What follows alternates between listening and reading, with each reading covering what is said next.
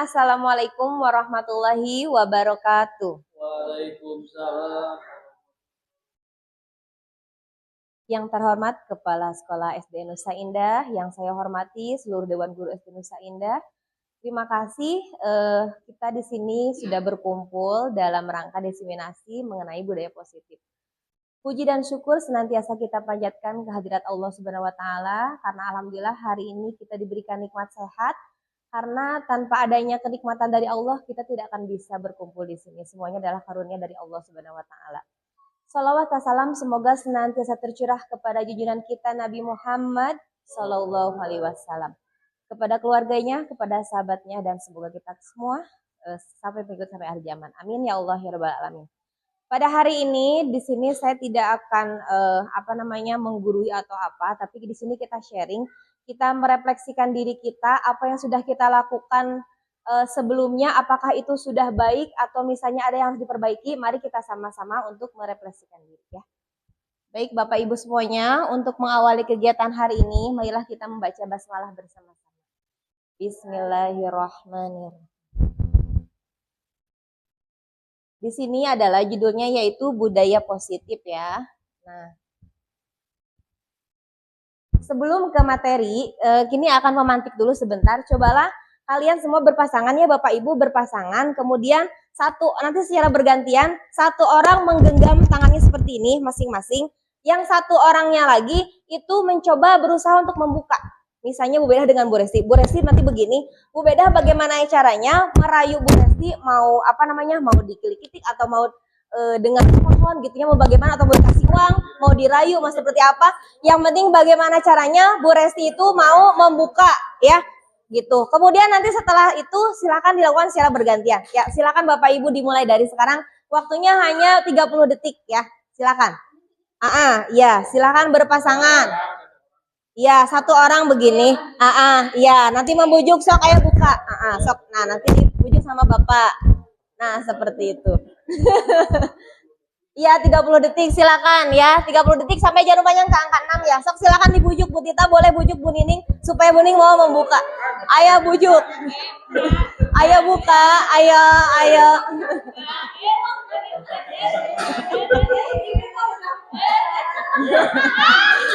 Oke. Sekarang silakan bergantian. Iya.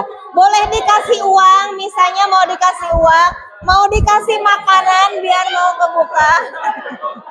Silakan bagaimana? Tidak apa-apa. Silakan rayu. Oke. Waktunya sebentar lagi Bapak Ibu.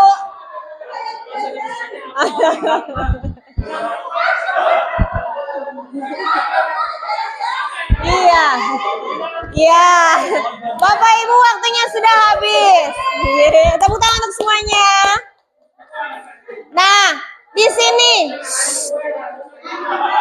coba setelah melakukan kegiatan, apakah yang A itu mau membuka tangan atau tidak? Mau? Tadi yang pertama membuka tangan atau tidak? Membuka. Yang tadi ketika B mau membuka tangan atau tidak? Tidak. Nah, sebenarnya yang mengendalikan mau membuka tangan atau tidak itu yang merayu atau diri sendiri? Diri sendiri ya. Jadi yang mengendalikan atau yang mengontrol diri itu siapa? Yang mengontrol diri itu adalah diri sendiri. Kita sebagai orang luar, sebagai motivasi eksternal, itu kita tidak bisa memaksa. Begitu juga kita kepada peserta didik. Jadi yang mengendalikan kontrol diri itu adalah diri sendiri. Begitu juga siswa, yang mengendalikan kontrol siswa itu adalah ya siswa itu sendiri. Jadi kita tidak bisa memaksa kepada siswa. Ya itulah hikmahnya dari permainan tersebut ya. Sekarang di sini ada pertanyaan. Silakan dijawab setuju atau tidak ya. Apakah pemberian hukuman dapat mendisiplinkan siswa? Tidak. Apakah pemberian hadiah meningkatkan prestasi siswa? Oke, ada yang jawab ya, yang jawab tidak. Apakah guru harus mampu memberikan solusi untuk setiap siswa yang bermasalah? Oke, nanti pertanyaannya akan bisa dijawab setelah menyimak materi selanjutnya ya. Nah, Bapak Ibu, di sini ada pertanyaan, apa itu budaya positif? Budaya positif itu merupakan perwujudan dari nilai-nilai atau kebajikan universal yang diterapkan di sekolah.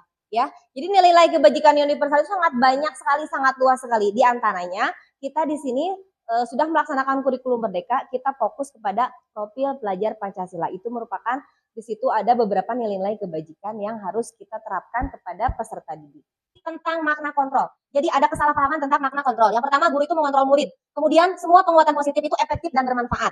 Bahwa kritik dan membuat orang merasa bersalah dapat menguatkan karakter. Kemudian orang dewasa memiliki hak untuk memaksa. Inilah miskonsepsi yang memang sudah terjadi, yang sudah kita pahami ya. Jadi kita tahu, kita sebagai orang dewasa itu berhak mengontrol anak-anak, bahwa anak-anak itu sesuai dengan apa yang kita mau. Padahal itu tidak seperti itu ya. Karena posisi kontrol itu memang harus dari diri sendiri, bukan dari orang lain. Ya, ini yang miskonsepsinya.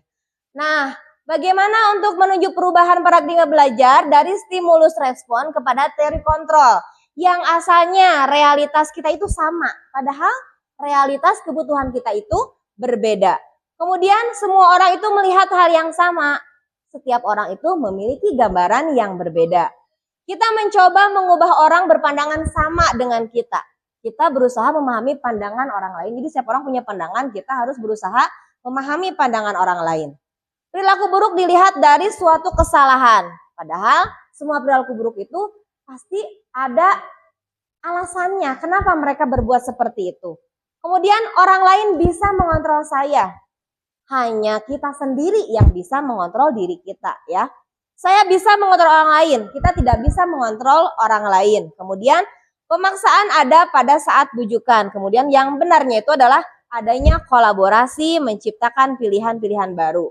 Model berpikir menang kalah, model berpikir menang-menang. Jadi bila kita ingin ada kemajuan perlahan, maka sedikit-sedikit kita harus merubah diri kita. Tetapi apabila kita ingin merubah keseluruhannya, berarti kita harus merubah apa? Merubah skema kita, merubah pemikiran kita, bagaimana caranya melihat dunia itu berpikir tentang manusia. Harus mengubah paradigma kita, pemahaman kita mengenai aspek-aspek tentang realitas ya. Jadi kita harus mengubah pola pikir kita dulu agar kita ke depannya dapat merubah apa yang sebelumnya yang kita pahami tidak benar, seperti itu ya. Nah, disiplin positif menurut pandangan Ki Hajar Dewantara itu adalah disiplin diri yang kuat dan berlandaskan motivasi internal. Jadi berdasarkan motivasi dalam diri ya, bukan dari luar. Kemudian kemerdekaan sejati itu melibatkan kemampuan mengatur diri sendiri, bukan hanya bebas dari perintah orang lain. Dalam konteks pendidikan, disiplin juga adalah kunci menciptakan murid yang merdeka dan bertanggung jawab atas tindakannya sendiri. Jadi disiplin positif itu memang harus adanya dari motivasi internal, motivasi diri dalam diri. Jadi yang sudah merdeka itu berarti anak-anak yang sudah bisa mengatur dirinya sendiri ya. Kemudian berdasarkan pandangan Dian Gossen, apa sih itu disiplin? Disiplin itu adalah berasal dari kata disiplina yang artinya belajar. Disiplin diri melibatkan pemahaman alasan dibalik suatu tindakan, yaitu membangun motivasi intrinsik. Masih sama tadi seperti pandangan Ki Hajar Dewantara, motivasi internal atau intrinsik. Jadi membantu orang itu menggali potensi dan memilih tindakan berdasarkan nilai-nilai kebajikan universal. Jadi masih disiplin positif itu merupakan membangun motivasi diri yang ada dalam diri ya, seperti itu. Kemudian, jadi penerapannya dalam pendidikan itu apa? Tujuan pendidikan itu mengembangkan anak-anak dengan disiplin diri sehingga mereka bertindak berdasarkan motivasi intrinsik dan nilai-nilai kebajikan. Disiplin diri menciptakan individu yang bertanggung jawab dan memiliki kontrol diri. Jadi disiplin itu bukan semata-mata anak itu mematuhi aturan karena takut akan hukuman. Tetapi memang disiplin diri itu mereka itu adanya motivasi dalam diri mereka untuk mematuhi aturan itu memang ada motivasi, bukan adanya dari motivasi dari luar, dan mereka sehingga menjadi lebih bertanggung jawab dan mandiri. Jadi ini yang tujuan utamanya untuk disiplin positif itu mandiri dan bertanggung jawab. Sehingga untuk menciptakan disiplin positif itu, semua warga sekolah, mari kita sama-sama bekerja sama, berkolaborasi untuk menciptakan disiplin positif itu. Yaitu secara apa ini intinya? Harus konsisten ya. Jadi harus terus-menerus konsisten agar terciptanya disiplin positif dan anak-anak yang ini intinya adalah berkarakter dan sebagai pembelajar sepanjang hayat. Ini tujuan utama kita ya. Nah, tadi kebajikan universal salah satunya adalah sudah ada dalam 6 dimensi profil belajar Pancasila. Ada beriman dan bertakwa, mandiri, bernalar kritis, kemudian berkebinekaan global, bergotong royong, dan kreatif. Dari sini saja, ketika kita sudah mau membentuk peserta didik untuk disiplin positif sesuai dengan nilai kebajikan ini, insya Allah anak-anak akan menjadi lebih baik ya. Selain ini banyak. Nah, ini diantaranya nilai kebajikan yang lainnya ya. Jadi nilai kebajikan banyak sekali universal. Tapi kita hanya fokus saja kepada 6 profil belajar Pancasila itu sudah mencakup keseluruhan ya. Nah, di sini kita lanjut ke materi motivasi perilaku manusia. Menurut Dian Gossen dalam bukunya Restructuring School Discipline, ada 3 motivasi perilaku manusia. Kita itu berperilaku itu ada 3 motivasi. Yang pertama, untuk menghindari ketidaknyamanan atau hukuman. Pernah nggak seperti itu Bapak Ibu? Misalnya mau melakukan sesuatu karena takut dihukum atau apa. Itu salah, itu satu. Kemudian ada juga motivasi berperilaku itu karena ingin mendapatkan imbalan atau penghargaan. Misalnya ingin dapat sertifikat atau ingin mendapatkan pujian dari orang lain. Nah, terus yang ketiga itu untuk menjadi yang mereka inginkan, menghargai diri sendiri dengan nilai-nilai yang mereka percaya. Kalau ini memang sudah ada dari motivasi. Nah, menurut Bapak Ibu, dari ketiga motivasi ini, motivasi mana yang paling baik? Motivasi yang ketiga, karena ini adalah bertindak berdasarkan nilai-nilai yang mereka yakini. Jadi bukan atas paksaan, bukan karena takut dihukum, bukan karena ingin ada pujian atau penghargaan. Misal kita ke sekolah datang tepat waktu, kita datang ke sekolah disiplin, bukan karena takut dimarahin kepala sekolah atau takut karena ada sanksi dari pimpinan seperti itu, tapi kita memang sudah ada motivasi diri dalam diri kita bahwa itu adalah memang sudah tugas kewajiban kita harus datang tepat waktu. Nah, seperti itu ya. Nah, begitu. Rasa tanggung jawab. Jadi kalau ini, kalau berdasarkan hukuman ini benar-benar motivasi yang sangat paling rendah. Mungkin anak-anak bisa diawali dari ini dulu ya. Kalau sebelumnya. Nah, sekarang kita rubah itu bagaimana anak itu supaya bisa mulai dari motivasi dirinya, bukan karena takut dihukum atau bukan karena ingin ada pujian dari guru atau karena ingin dapat penghargaan, ya. Jadi kita harus merubah pola pikir seperti itu. Jadi yang paling tinggi itu adalah motivasi dari diri sendiri, bukan dari, kalau ini hukuman eksternal, ini juga penghargaan juga eksternal. Jadi kalau yang internal itu adalah yang ini, ya. Seperti itu Bapak Ibu. Jadi 3 motivasi perilaku manusia. Nah, sekarang apa sih perbedaan hukuman, konsekuensi, dan restitusi? Di sini mungkin kita, saya tuh selama mempelajari materi ini banyak istighfar. Astagfirullahaladzim, saya selama mengajar 14 tahun, ternyata yang saya lakukan adalah salah. Ya, yang saya lakukan adalah salah. Jadi merefleksikan diri. Kita menganggap itu adalah hal yang baik, ternyata itu tidak baik untuk peserta didik kita. Contohnya, misalnya hukuman. Hukuman itu sifatnya tidak terencana atau tiba-tiba. Murid kan tidak tahu apakah dia akan diberikan hukuman atau tidak ya. Kemudian itu hanya satu arah saja dari guru ke murid. Dampaknya apa? Dampaknya mereka malu misalnya ketika dihukum di depan teman-temannya. Mereka juga itu akan rasa sakit hati dan itu juga akan teringat. Sampai bahkan kita besar itu akan teringat. Ya, sampai tua teringat apa yang kita alami semasa SD. Masih ingat nggak misalnya kita pernah mengalami apa gitu yang tidak enak? Nah, itu begitu juga kita kepada peserta didik ya. Nah, bisa juga dendam misalnya seperti itu ya. Jadi itu memaksa. Jadi sifatnya hukuman itu memaksa kepada peserta didik untuk mengikuti peraturan yang ada. Bukan memotivasi untuk ada dalam dirinya. Kemudian kalau konsekuensi, itu terencana dan sudah disepakati. Kemudian itu juga ada kolaboratif dengan antara guru dan juga murid. Dampaknya murid sudah ada kesepakatan, tapi murid juga masih dibuat tidak nyaman dengan konsekuensi tersebut karena masih ada motivasi dari luar, bukan dari dalam dirinya untuk berbuat mematuhi aturan itu. Sementara untuk restitusi itu sifatnya terencana dan sudah disepakati. Kemudian murid dapat mengetahui dan juga adanya kolaboratif atau restitusi. Nah, dampaknya apa? Murid mendapatkan motivasi intrinsik dengan mematuhi aturan. Tujuannya menciptakan disiplin, memotivasi murid dari dalam atau motivasi intrinsik daripada hanya mematuhi aturan. Contoh, ada anak misalnya yang terlambat datang ke sekolah. Tidak langsung ketika anak itu terlambat, langsung kamu dimarahi, udah kamu berdiri, gak usah ikut pelajaran ibu misalnya. Itu adalah contoh hukuman. Tetapi kalau misalnya dengan restitusi, biarkan dia masuk, ikut belajar di kelas, setelah selesai pembelajaran, dipanggillah ngobrol secara berdua. Tanyakan sebenarnya apa yang terjadi. Pasti anak itu terlambat pasti ada alasannya, bukan karena disengaja atau apa. Kita tanya dulu, di rumah itu ada apa yang dia lakukan. Jadi kita ngobrol dulu dengan anak tersebut, cari alasan. Terus kemudian kita beri dukungan dulu. Beri dukungan apakah, jadi dia jangan yang paling merasa bersalah atau yang paling merasa dia itu yang selalu berbuat salah. Setelah diberikan dukungan, barulah kita beri motivasi. Dan sama-sama mencari solusi. Jadi bukan solusi datang dari kita. Biarkan anak untuk memikirkan, memecahkan masalah apa yang dia alami. Jadi itulah restitusi ya. Nah, di sini coba kita bermain dulu sebentar ya biar tidak ngantuk. Di sini ada permainan, boleh yang mau maju ke depan. Mencatat 100 kali. Saya mencatat 100 kali dalam buku kalimat, saya tidak akan terlambat lagi karena terlambat ke sekolah. Ini hukuman atau konsekuensi. Coba silakan ke depan. Bu Beda boleh ke depan.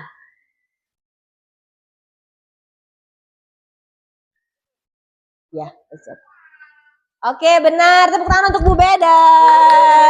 Selanjutnya, lari melalui lapangan basket karena terlambat ke sekolah. Oke, silakan teman ini boleh maju ke depan. Iya. Oke, teman-teman ini. Selanjutnya, membersihkan coretan yang dibuat. Jadi kita tulis. Ini tuh yang benar membersihkan. Itu konsekuensi atau hukuman. Oke, silakan maju. Iya, teman-teman depan selanjutnya. Oke. Oh, ini kita push up 15 kali karena tidak menggunakan masker. Hukuman silakan Besti maju ke depan. Yeay, masih ada. Oke, satu lagi. Ulangan target pembelajaran dari 15 menit dan dihitung 15 menit sudah selesai untuk membalas ketertinggalan pembelajaran. Ini terlambat. Jangan menambah. Ya, silakan kita maju ke depan. Oke, terima kasih Bapak Ibu hebat semuanya. Berarti sudah memahami apa itu hubungan, apa itu konsekuensinya. Jadi kamu tidak ada hubungannya dengan perbuatan kesalahannya, dilakukan murid terlambat masuk usaha, tidak ada hubungannya dengan kegiatan. Kecuali ada lagi, kalau kita olahraga, lari boleh lama gitu kan? Jadi masalah yang ya, nah di sini dihukum oleh penghargaan. Anak itu dapat penghargaan tapi dihukum. Kenapa dihukum oleh penghargaan? Saat kita berulang kali menjanjikan hadiah kepada anak-anak agar berperilaku bertanggung jawab, atau kepada seseorang murid agar mempelajari sesuatu yang baru, atau kepada karyawan agar melakukan pekerjaan yang berkualitas, kita sedang berasumsi mereka tidak dapat melakukannya. Jadi kalau pakai iming-iming pasti mereka bisa, tapi kalau enggak berarti mereka nggak bisa. Itu berarti kita sudah berasumsi seperti itu. Jadi bukannya memberikan motivasi intrinsik, di antaranya adanya pengaruh jangka pendek atau jangka panjang. Kemudian penghargaan tidak efektif. Penghargaan juga dapat merusak hubungan. Penghargaan mengurangi ketepatan. Penghargaan mengurangi kualitas. Penghargaan mematikan kreativitas. Penghargaan menghukum dan motivasi dalam diri. Nah, contohnya, salah satu contohnya kita bahas salah satu aja, penghargaan menghukum. Contohnya kita dalam sehari-hari di sekolah bagaimana sih contoh yang penghargaan menghukum? Contohnya, ketika kita ada sistem ranking ya, dulu Bapak Ibu kita ada sistem ranking. Di sini kita ketika memberikan penghargaan kepada yang ranking 1, itu seolah kita memberikan hadiah. Tetapi bagaimana perasaan yang ranking 2? Nah, di sini inilah penghargaan menghukum. Kita sudah menghukum siswa yang berada di posisi ranking 2 itu. Jadi itu perasaannya merasa paling gagal. Anak itu merasa gagal karena tidak bisa mencapai ranking 1. Nah, makanya kenapa sekarang kita tidak ada ranking? Karena ranking itu merupakan salah satu contoh penghargaan adalah menghukum. Itu alasannya kenapa ranking dicabut dari kurikulum Merdeka, ya. Seperti itu Bapak Ibu ya. Nah, kebutuhan dasar manusia. Kebutuhan dasar manusia. Kita harus mengetahui kebutuhan dasar manusia dulu untuk menciptakan disiplin positif. Apakah Bapak Ibu sudah tahu kebutuhan dasar Bapak Ibu sendiri? Apakah misalnya Bu Tita kebutuhan dasarnya yang mana sudah tahu belum? Belum tahu? Oke. Nah, di sini kebutuhan yang pertama kebutuhan bertahan hidup. Terkait dengan kebutuhan fisik, keamanan seperti makanan, perasaan aman. Kemudian ada juga kebutuhan penguasaan, berhubungan dengan pengakuan atas kemampuan prestasi dan harga diri. Ada juga kebutuhan kasih sayang dan rasa diterima, melibatkan hubungan sosial, koneksi, dan perasaan diterima di lingkungan. Ada juga kebutuhan kebebasan, kebutuhan akan kemandirian, otonomi, dan pilihan dalam hidup. Dan ada juga kesenangan, terkait dengan mencari kesenangan, bermain, dan merasa senang dalam beraktivitas.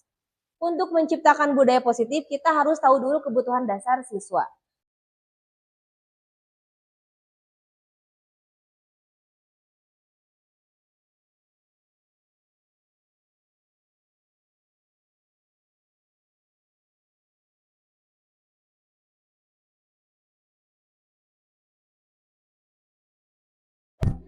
Baik Bapak Ibu, sudah selesai mengisi kuesionernya? Oke, baik, mari kita melihat hasilnya bersama-sama. Nah, di sini sudah dijumlahkan dari masing-masing setiap poin. Dari nomor 1 sampai 10 jumlahnya sudah tahu. 11 sampai 20, 21 sampai 30, dan 30 sampai 40. Nah, sekarang silakan dilingkari nilai yang paling besar. Pak Irfan, nilai yang paling besar di poin yang mana? 40. Berarti di sini Pak Irfan membutuhkan kesenangan. Ya. Berarti kita ajak healing Pak Irfan ya. Kemudian Bu Rere yang paling gambarnya yang paling besar? Kesenangan juga. Bu Tita, Bu Beda kesenangan. Bu Ati, kesenangan. Ibu. Oh. Oh. Kekuasaan.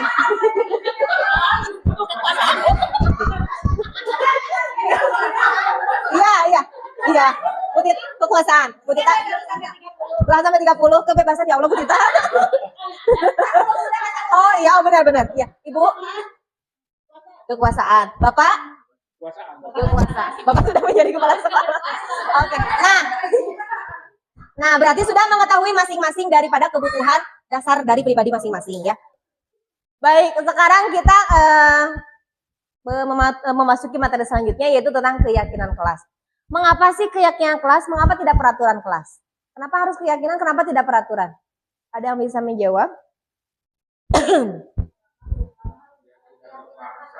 Ya, karena kalau keyakinan kelas itu bukan suatu paksaan, tetapi atas adanya apa?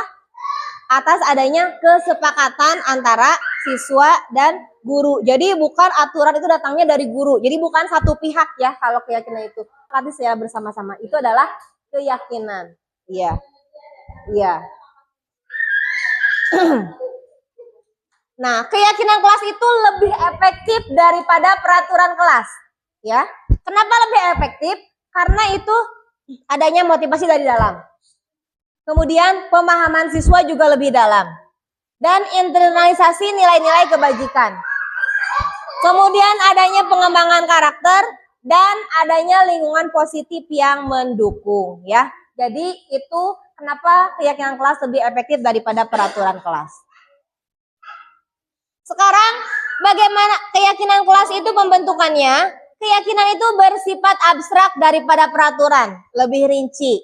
Kemudian keyakinan kelas berupa pernyataan-pernyataan yang universal. Keyakinan kelas juga dibuat dalam bentuk positif. Jadi nanti ketika ada siswa yang memberikan kalimat negatif, itu nanti kita rubah dulu menjadi kalimat positif. Kemudian keyakinan kelas itu tidak terlalu banyak.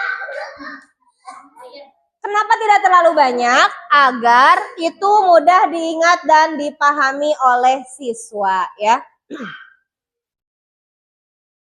Keyakinan kelas itu sebaiknya itu diterapkan di lingkungan siswa dan semua warga itu ikut berkontribusi dalam pembuatan keyakinan kelas melalui kegiatan curah pendapat dan bersedia meninjau kembali keyakinan kelas dari waktu ke waktu. Jadi itu semuanya bebas anak-anak berpendapat apa yang akan disepakati boleh nanti dituangkan dalam bentuk kesepakatan ya. Dan jangan terlalu banyak juga agar anak-anak dapat mengingatnya. Nah, di sini kita akan beranjak ke materi restitusi atau 5 posisi kontrol. Mari kita refleksikan diri kita Bapak Ibu. Kita ada di posisi mana? Bapak Ibu, coba lihat dari posisi penghukum. Apakah kita pernah atau selalu atau sering melakukannya? Kita sebagai penghukum menghardik, menunjuk-nunjuk siswa, bahkan sampai berkaca pinggang, membentak-bentak dengan suara yang keras. Ini merupakan disiplin yang keras dengan tujuan menakut-nakuti agar murid tidak melakukan kesalahan. Dampaknya Anda menjadi pendendam dan tidak menyukai guru. Silakan Bapak Ibu refleksikan apakah Bapak Ibu pernah melakukan hal yang ini sebagai posisi diri dikontrol sebagai penghukum.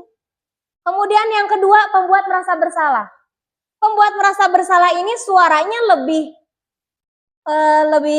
tidak terlalu keras, tetapi di sini suaranya lembut. Hanya di sini kepada siswa itu seolah siswa itu benar-benar yang paling salah. Membuat murid merasa bersalah dengan tindakan mereka. Jadi membuat mereka menjadi rendah diri. Misalnya begini, anak itu tidak mengerjakan PR misalnya. Kamu itu kenapa tidak mengerjakan PR? Nanti orang tua kamu bagaimana? Orang tua kamu sudah bekerja, itu kamu tidak kasihan sama orang tua kamu. Itu ada seperti kata-katanya itu benar, tetapi itu membuat anak masih bersalah. Jadi seolah dia tuh salah sudah membuat orang tuanya kecewa atau seperti apa. Nah ini membuat rasa bersalah. Apakah Bapak Ibu pernah? Nah ini penghukum, ini merasa bersalah. Kemudian yang berikutnya sebagai teman. Sebagai teman itu kita sikapnya ramah, bersenda gurau, kemudian menghangatkan suasana. Murid menjadi santai, bersahabat, dan memahami alasan dibalik pelanggaran. Dampaknya, ini bagus sebagai teman, tapi ada dampak. Murid itu bergantung pada satu orang. Misalnya dia hanya akrab dengan salah satu orang guru, karena dia menganggap itu guru sebagai teman saya. Dia akan nuruti sama itu aja, sama yang lain dia tidak, karena belum ada motivasi dalam dirinya. Itu kalau sebagai teman. Nah, yang paling tepat itu yang mana? Coba lihat yang pemantau sekarang. Pemantau itu nada bicaranya datar. Kemudian, pemantau itu memantau siswa saat siswa diberi sanksi. Fokus pada observasi dan pengawasan, memberikan umpan balik, berdasarkan pengamatan tanpa hukuman langsung, dan mendorong refleksi diri. Dampaknya, anak itu menghitung hadiah atau hukuman yang diberi tanpa melihat kebajikan, tidak sepenuhnya mandiri. Kalau sebagai pemantau itu lebih ke fokus kepada aturan, lebih kaku gitu untuk menghadapi sebuah permasalahan. Itu untuk sebagai pemantau. Yang terakhir, ini sebagai manajer. Posisi kontrol guru sebagai manajer. Menggunakan pendekatan terstruktur dan berorientasi pada solusi. Bekerja sama dengan murid, mencegah pelanggaran dengan rencana yang jelas. Suaranya netral, tercipta identitas positif atau berhasil mengajukan pernyataan yang bermakna, siswa menyelesaikan masalah. Dampaknya, murid menjadi mandiri, bertanggung jawab, dan dapat memecahkan masalah sendiri. Nah, dari kelima posisi kontrol tadi, posisi kontrol mana yang paling baik? Yang paling baik adalah posisi kontrol sebagai manajer.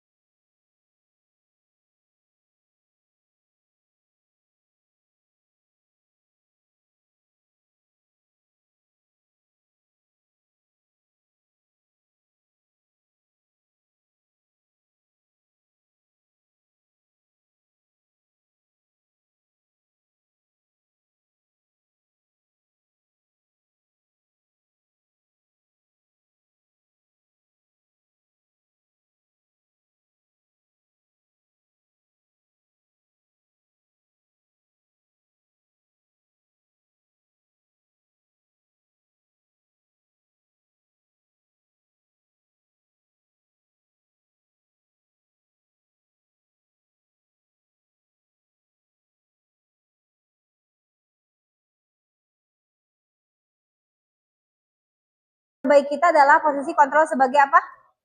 Manajer, ya. Nah, sebagai manajer berarti kita harus bisa menjalankan proses segitiga restitusi. Apa itu segitiga restitusi? Segitiga restitusi itu adalah suatu proses dialog yang dijalankan oleh guru atau orang tua agar dapat menghasilkan murid yang mandiri dan bertanggung jawab. Jadi ini adalah proses dialog yang menciptakan posisi kita itu sebagai manajer. Di antaranya apa saja itu segitiga restitusi? Yang pertama itu kita menstabilkan identitas. Dalam dialog tersebut, kita yang pertama adalah menstabilkan identitas dulu. Misalnya, setiap orang pasti pernah melakukan kesalahan. Jadi kepada siswa diberikan itu. Jadi jangan sampai dia merasa orang yang paling bersalah sendiri gitu. Karena setiap orang pernah melakukan kesalahan. Kemudian bisa juga dengan kalimat ini. Kamu bukan satu-satunya yang pernah melakukan ini. Setelah menstabilkan identitas, kemudian lakukanlah validasi tindakan yang salah. Misalnya, kamu tentu punya alasan mengapa kamu melakukan itu. Adakah cara yang lebih efektif untuk mendapatkan apa yang kamu butuhkan? Setelah divalidasi, barulah tanyakan keyakinan. Keyakinan kelas apa yang telah kita sepakati? Atau kamu ingin menjadi seperti apa? Jadi kalau kita sebagai manajer, inilah urutannya yang harus kita lakukan ketika peserta didik mengalami permasalahan. Menstabilkan identitas, validasi tindakan yang salah, baru menanyakan keyakinan. Seperti itu urutannya ya Bapak Ibu. Nah, menstabilkan identitas, yaitu berdasarkan prinsip yang membuat kesalahan adalah bagian dari proses pembelajaran. Kemudian berperan menggeser identitas murid yang gagal ke identitas sukses. Dan jangan mengkritik murid yang sedang mengalami identitas gagal. Kemudian contoh pertanyaannya, membuat kesalahan adalah sesuatu yang wajar. Manusia tidak ada yang sempurna. Ini adalah contoh-contoh kalimat yang bisa diungkapkan ketika menstabilkan identitas. Yang kedua, yaitu validasi tindakan yang salah. Berdasarkan prinsip perilaku berupaya memenuhi suatu kebutuhan tertentu. Guru akan bergeser dari pemikiran stimulus respon menjadi proaktif. Mengenali dan mengakui kebutuhan murid ini dapat memperbaiki hubungan dengan murid. Pernyataan atau pertanyaan yang disampaikan dengan nada suara yang tidak menghakimi atau memojokkan. Contohnya, kamu bisa saja bertindak lebih gegabah lagi dari ini. Kamu bukan melakukan tanpa sesuatu alasan tertentu. Ini contoh kalimat-kalimatnya ketika validasi tindakan yang salah. Yang terakhir yaitu menanyakan keyakinan. Menanyakan keyakinan itu teori kontrol menyatakan bahwa pada dasarnya kita termotivasi secara intrinsik. Saat perilaku telah divalidasi dan identitas sukses telah stabil, maka murid telah siap mengaitkan keyakinannya dengan tindakan yang salah. Contoh pertanyaannya misalnya, sebagai keluarga kelas, apa yang kita yakini? Nilai-nilai apa yang kita sepakati? Ini adalah contoh pertanyaan ketika menanyakan keyakinan kelas. Jadi, ketika posisi kita sebagai manajer, lakukanlah segitiga restitusi ini ya Bapak Ibu. Kenapa perlu memperhatikan? Perilaku yang salah itu perlu dikaitkan dengan nilai-nilai atau keyakinan yang disepakati. Kesediaan orang yang melakukan kesalahan untuk memperbaiki masalah. Pemecahan masalah sebisa mungkin relevan atau memiliki hubungan dengan masalah yang ada. Perlu adanya usaha, perbaikan, dan pihak berbuat kesalahan. Perlu dedikasikan waktu dari pihak yang berbuat kesalahan. Tanyakan kapan akan mulai diperlukan usaha untuk memperbaiki masalah. Jadi inilah hal-hal yang harus diperhatikan dalam segitiga restitusi. Baik, alhamdulillah pemaparan tentang budaya positif sudah selesai. Mohon maaf atas segala kekurangan. Apabila masih ada yang ingin ditanyakan, dipersilakan Bapak Ibu. Ada lagi? Iya. Oh iya, tadi kan ada tentang restitusi ya Bu Tita. Terima kasih atas pertanyaannya. Jadi tadi sudah diketahui bahwa restitusi itu bukan menghakimi, bukan memaksa kepada siswa, tetapi restitusi itu mencari solusi untuk permasalahan siswa. Jadi restitusi itu benar-benar terstruktur Bu Tita. Jadi terstruktur kegiatannya itu tidak asal-asalan, tapi terstruktur. Tadi yang pertama kita menstabilkan dulu identitasnya, kemudian validasi dulu, barulah kita akan menanyakan keyakinannya apa yang dia langgar. Jadi kita mengajak ngobrol secara secara terstruktur sehingga dia tidak merasa orang yang paling bersalah, tapi berikan dulu motivasinya, barulah dia akan mengetahui solusi dari permasalahan yang dia perbuat. Jadi restitusi itu bukan memaksa, tapi menawarkan, mencari solusi yang terbaik supaya siswa itu menjadi lebih mandiri dan bertanggung jawab. Seperti itu mungkin. Ya. Mm-mm. Mm-mm.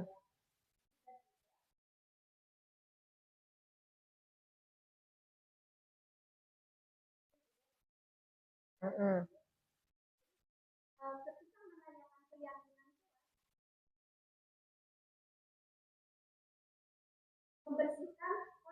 Mm-mm. Oh, nah ini konsekuensi atau hukuman. Nah, di sini kan dia permasalahannya itu tidak tepat waktu datang ke kelas ya. Itu ada hubungannya tidak dengan kebersihan kamar mandi? Nah, itu kan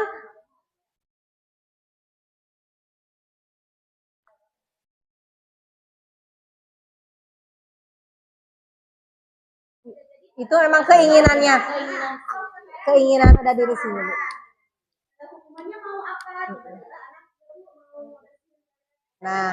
Nah, berarti di sini kita memberikan pertanyaannya, jangan memberikan pertanyaan hukumannya mau apa. Berarti di situ anak, oh jadi itu harus dihukum.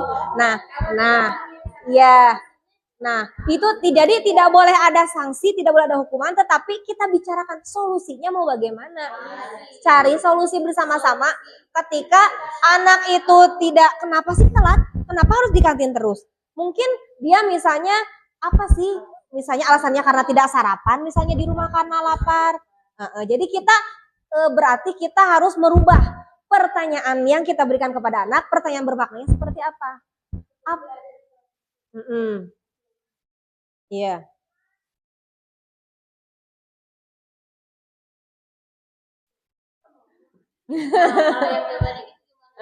Bagaimana kalau begini tuh?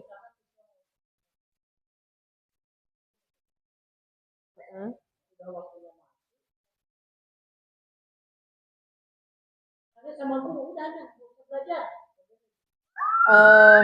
Iya.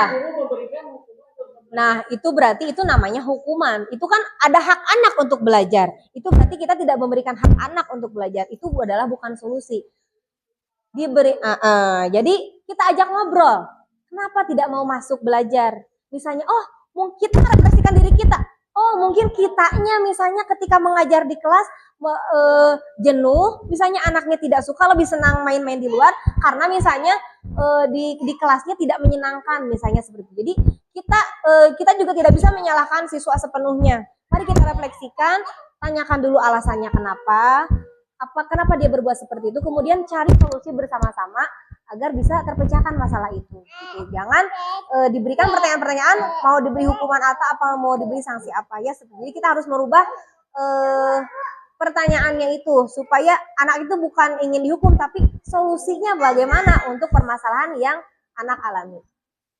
Seperti itu mungkin Bapak Ibu ada lagi? Sudah cukup, alhamdulillah. Terima kasih ya Bapak Ibu. Ini kita sama-sama refleksi saja, bukan menggurui atau apa. Kita sama-sama ingin merubah diri menjadi lebih baik lagi. Kita merubah kebiasaan yang tadinya tidak baik, mari kita rubah menjadi baik. Yang kita sudah lakukan ternyata itu buruk, mari kita rubah posisi kontrol kita. Misalnya kita pernah jadi penghukum, pernah membuat merasa bersalah. Yuk kita rubah posisi kontrol kita menjadi seorang manajer. Oke? Baik Bapak Ibu. Untuk mewujudkan budaya positif itu perlu apa? Perlu kolaborasi. Mari kita berkolaborasi untuk menciptakan budaya positif di sekolah kita. Terima kasih Bapak Ibu, mohon maaf atas segala kekurangan. Wassalamualaikum warahmatullahi wabarakatuh. Kita mengucapkan hamdalah bersama-sama. Alhamdulillahirrahmanirrahim.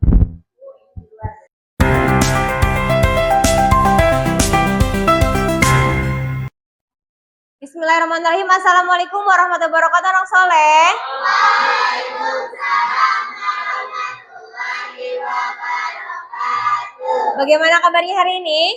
Alhamdulillah luar biasa, tetap semangat. Allahu Akbar. Baik, alhamdulillah semuanya dalam keadaan sehat.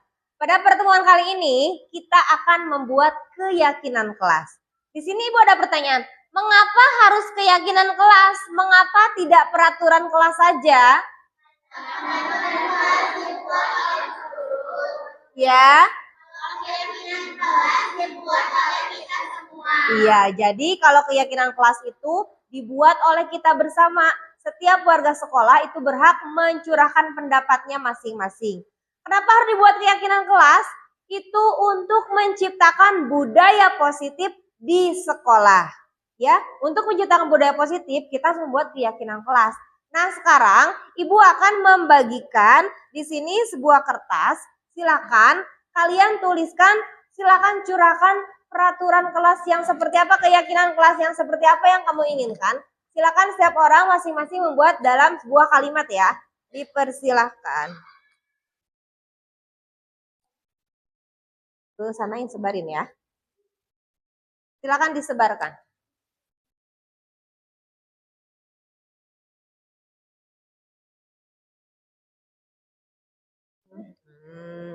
Ayo sebarkan.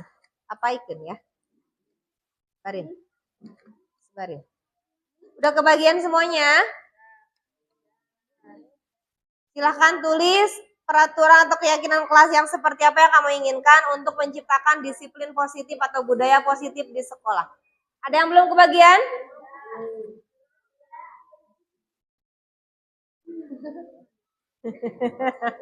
Udah semuanya? Sok silakan dituliskan.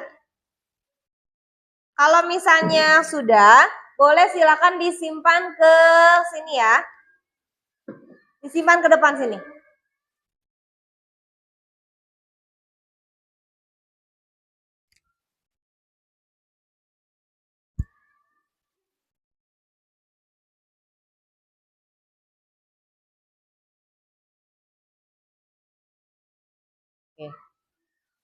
Oke.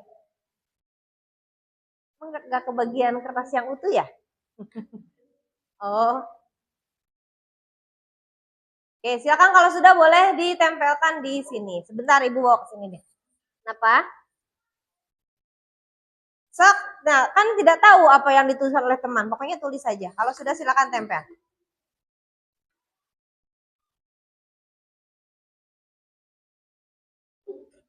Oke, silakan. Nanti kalau tidak cukup boleh di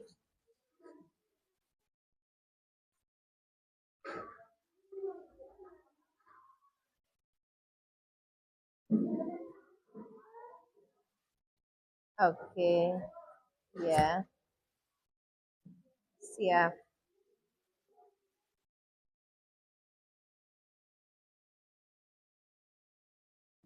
Oke, sudah?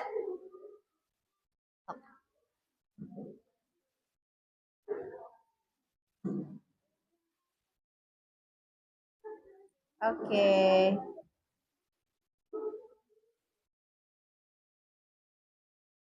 Silakan. Gak apa-apa, gak usah. Apa aja? Apa aja, silakan. Apa yang ingin kalian tuangkan dalam kertas itu silakan. Sudah? Oke. Oke. Oke. Ada yang bantu Ibu ke depan 2 orang bisa? Sudah? Sudah belum?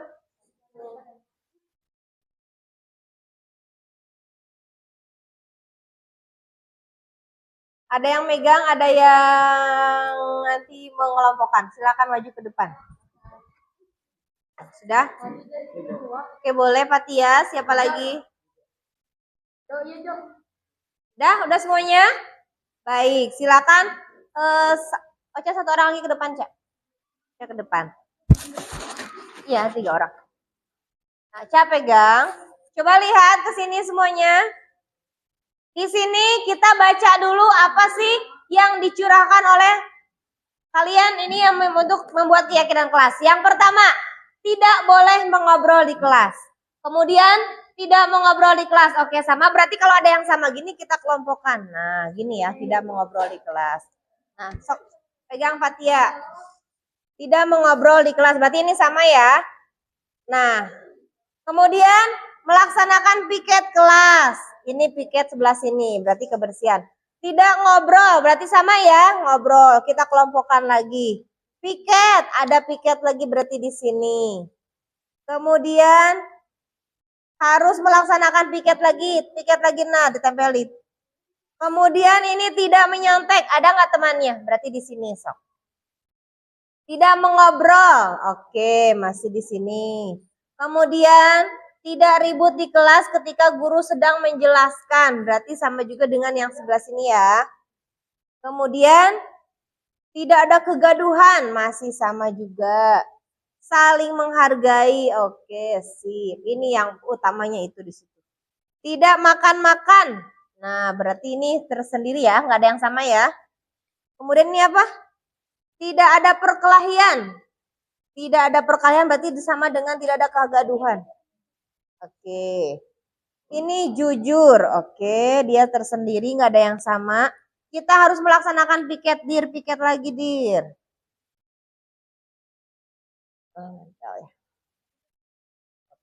Agak giniin berarti kamu agak gini. Kemudian tidak makan. Tadi mana yang tidak makan? Ini. Kemudian tidak boleh mengobrol. Oke.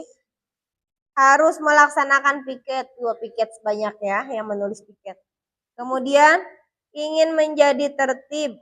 Kita kelas jangan mengobrol sama, berarti di sini. Kemudian ini apa? Memperhatikan guru saat jam pelajaran. Oke. Kemudian tidak mengobrol juga sama di sini. Kemudian harus mengerjakan piket. Nah, di sini ketika membuat keyakinan kelas itu harus menggunakan kalimat positif. Ketika ada tidak, berarti kita harus rubah dulu menjadi kalimat positif. Berarti apa kalimat positifnya? Ketika tidak mengobrol berarti itu harus saling apa dengan teman? Harus saling apa? Harus saling menghargai. Itu keyakinan kelas yang pertama yang disepakati. Boleh ke pinggir sini. Nah, ya kita kelompokkan dulu ya.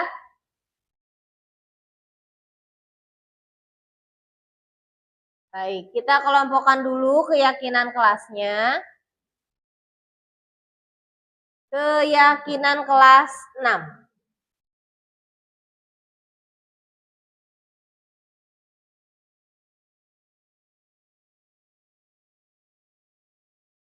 Di sini ada 4 kelompok. Yang pertama itu tidak mengobrol, berarti kita rubah menjadi kelompok positif apa? Harus saling apa?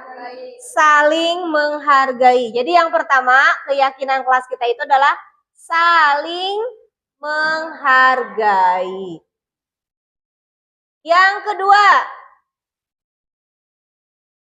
kedua apa? Melaksanakan piket kelas. Berarti itu namanya apa? Secara umumnya menjaga apa? Menjaga kebersihan. Oke, itu yang kedua. Menjaga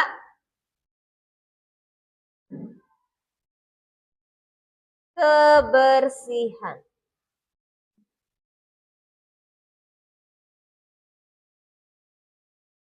Kemudian yang ketiga apa?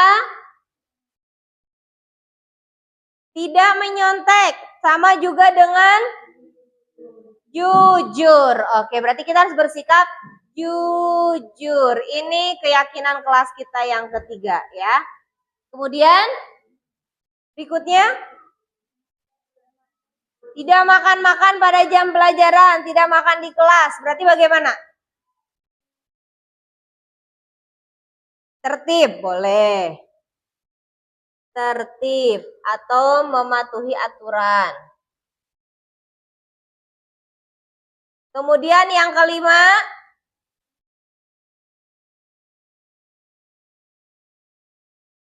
memperhatikan guru saat jam pelajaran. Berarti sama juga di sini dengan saling menghargai ya. Jadi keyakinan kelas kita, ya kita bacakan bersama-sama. Kita akan sepakati keyakinan kelas kita itu berarti ada 4. Yang pertama, yang kedua, yang ketiga, yang keempat. Oke, baik, sekarang kita tuliskan di sini yang besar. Silakan. Sok, silakan dituliskan di sini Pak Tia dan teman-teman, silakan bekerja bersama. Nanti akan ditempelkan di depan kelas supaya apa namanya? Sok, yang tadi apa jujur, ini yang 4 ini tulis, silakan. Yang besar tulis yang bagus ya. Tulis yang besar. Itu yang di papan tulis, sok dibagi. Ada berapa itu? 1, 2, 3, udah 4 belum? Naik, satu lagi naik. Ini judulnya Dea, keyakinan kelas yang besar ya. Sok.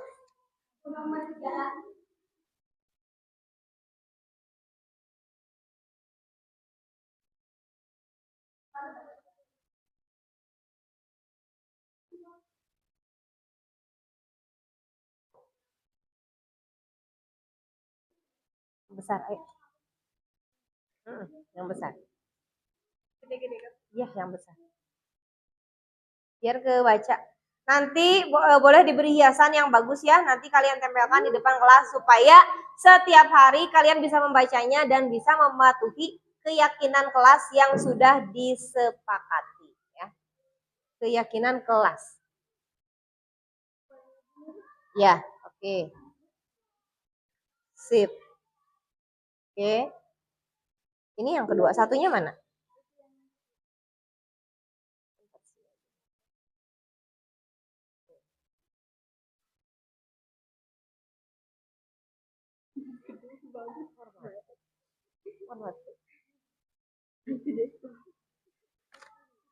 Baik, keyakinan kelas kita sudah disepakati. Kita baca bersama-sama. Yang pertama saling apa? Menghargai. Yang kedua apa? Jujur. Kemudian menjaga kebersihan, dan yang terakhir, siap melaksanakannya, siap menciptakan budaya positif di sekolah. Mudah-mudahan kita bisa melaksanakannya dengan baik. Baik, demikianlah untuk kesepakatan kita pada hari ini. Terima kasih. Mohon maaf atas segala kekurangan. Wassalamualaikum warahmatullahi wabarakatuh.